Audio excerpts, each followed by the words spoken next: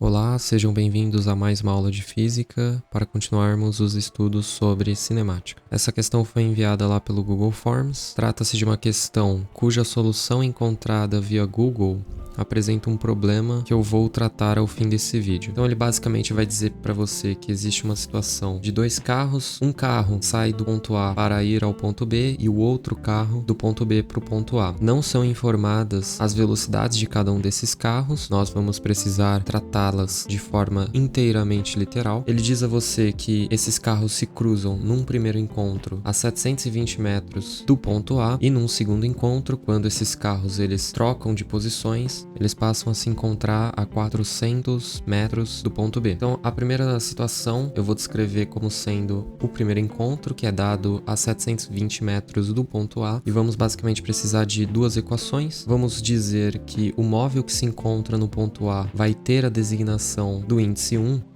e como ele se encontra na extremidade A, eu vou tomar justamente o ponto A como sendo a nossa origem. E o ponto B, analogamente, vai ser designado pelo índice 2, e vamos dizer então que o trajeto AB ele tem um percurso total de d metros. Como o carro que está localizado inicialmente na extremidade B se move no sentido oposto ao referencial que eu adotei, então o sinal que acompanha a sua velocidade deve ser negativo, né? E o que eu faço com essas duas equações? Eu vou extrair um instante em que esses carros se interceptam para poder associar os 720 metros a essas três variáveis. Dessa forma, o tempo de encontro vai ser designado pelo t índice 1 romano, e ele acaba sendo obtido a partir da distância relativa e diferença de velocidades relativas, né? De modo então que se a gente substituir ali na primeira equação, e como o carro 1 ele se encontra já na extremidade A, basta você substituir esse instante t1 que a gente acabou de encontrar ali na primeira equação e multiplicar por v1. Aqui eu vou lançar mão de uma nova variável, e mais tarde essa decisão vai ficar mais clara. Então, para finalizar, eu vou dividir em cima e embaixo por v1, de modo então que a gente vai obter d dividido por 1 mais V2 sobre V1. E esse V2 sobre V1 eu vou designá-lo por 1 mais R. Então essa é a primeira informação que obtemos da primeira situação. Já num segundo momento, nós consideramos que os carros trocaram de posições, né? Só que não nos é garantido que os carros, após essa troca de posições, saem ao mesmo tempo do ponto em que eles chegam. Então nós devemos levar em consideração a diferença temporal que deriva da diferença de velocidades. Quer dizer, a gente não sabe qual é o carro mais veloz e, portanto, nós iremos investigar e criar uma hipótese de qual carro deve ser o mais rápido e contornar essa diferença temporal a partir do deslocamento, né? Enquanto um carro está para sair, o outro já se movimentou, né? E os 10 minutos que o enunciado cita não necessariamente serão suficientes para que os carros saiam da mesma forma que eles saíram na situação 1. Quer dizer, na situação 1, os carros certamente saem ao mesmo tempo dos locais em que se encontram, mas na segunda ocorrência isso não é garantido e nós vamos equacionar tudo isso. Essa é a grande questão desse problema e o principal ponto de divergência da solução que eu encontrei na internet. Agora que o carro 2 se encontra na extremidade A, a gente pode dizer que x2 é igual a v2t inicialmente, e o x1 agora ele se encontra na extremidade B, e o sentido da velocidade é negativo, portanto o sinal de menos deve vir acompanhado de v1.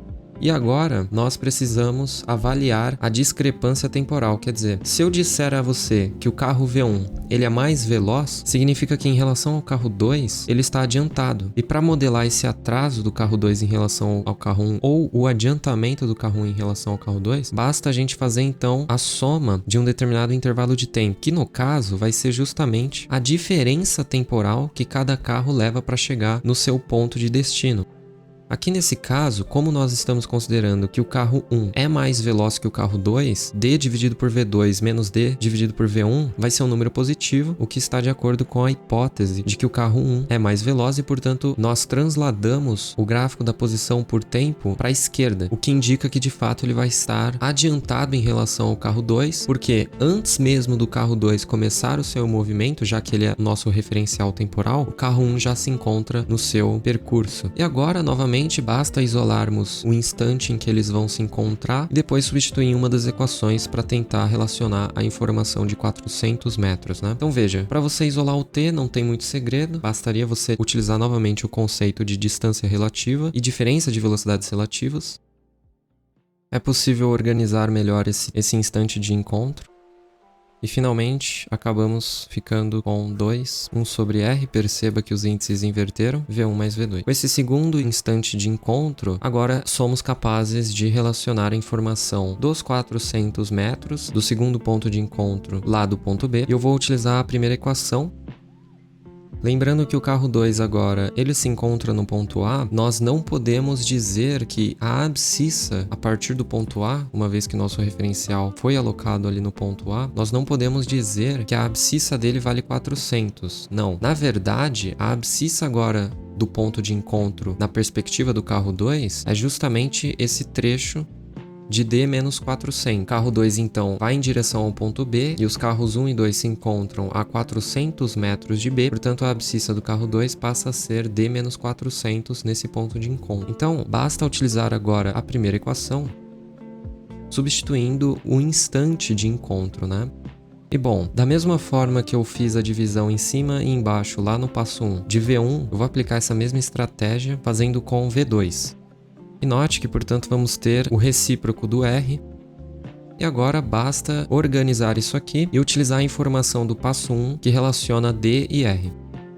Note, portanto, que é possível fazer uma simplificação imediata aqui, né? Uma vez que D sobre R mais 1 é 720. E, portanto, fazendo a distributiva do R no par de parênteses, vamos ficar com 2R menos 1. E agora basta resolver essa equação em primeiro grau, né? O D menos 400 acaba sendo justamente 720 vezes R mais 1 menos 400, sendo igual a 720, 2R menos 1. E agora basta resolver essa equação de primeiro grau em R e você vai obter o resultado de 1040 dividido por 720 e nós podemos simplificar isso para 13 nonos. Então, o que acabamos de descobrir? Que o valor de R foi contra a nossa hipótese, porque a hipótese feita foi de que o carro 1, na verdade, era o mais veloz, e se ele era mais veloz, V2 sobre V1, na verdade, era para ser um número menor do que 1. Veja que aqui no passo 1, o R foi justamente definido como V2 sobre V1. E como eu admiti, por hipótese, no passo 2, que o carro 1 era o mais veloz, esse valor de R procurado na verdade era para ser um número menor do que 1. Significa que tudo que eu fiz aqui está errado? No meu entender, não. Por quê? Se você aplicar essa informação a que chegamos, de que o carro 2 na verdade é o mais veloz, e fizer a substituição de todos os dados que dependem dessa variável R, tudo vai se corrigir. Então, quer dizer, a discrepância temporal também vai se corrigir, e todo o modelamento físico acaba se corrigindo com esse resultado de que R vai ser um número maior do que 1, portanto, o carro 2 é que na verdade é o mais rápido. E daí, a translação do gráfico de posição por tempo do carro 1 acaba não sendo mais para a esquerda, o que indicava um adiantamento em relação ao carro 2, mas agora ela passa a ser transladada para a direita, o que indica que esse carro 1, na verdade, está atrasado em relação ao carro 2. E bom, foi muito importante nós encontrarmos o valor de R, porque basta agora substituir na expressão do primeiro passo, quer dizer, o D acaba sendo 720, 13 sobre 9 mais 1. A última operação que devemos realizar é 80 vezes 22, e isso acaba dando 1760 metros. E bom, qual foi o ponto de divergência dessa minha solução para a solução que eu encontrei na internet, que muito provavelmente